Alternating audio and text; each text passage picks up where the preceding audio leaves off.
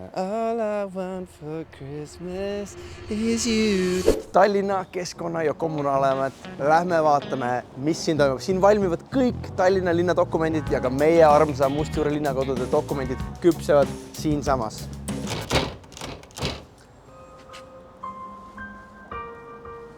Tundub, et praegu on kinni ja lähme vaatame mujale.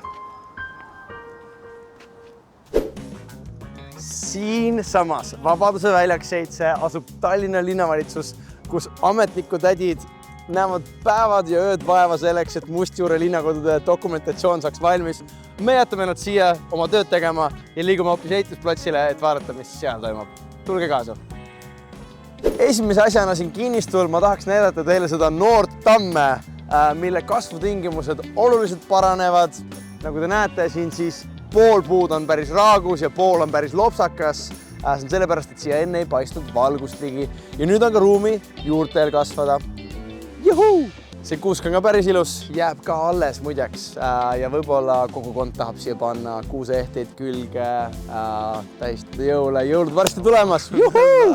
For Christmas underneath the Christmas tree. Oh, wow.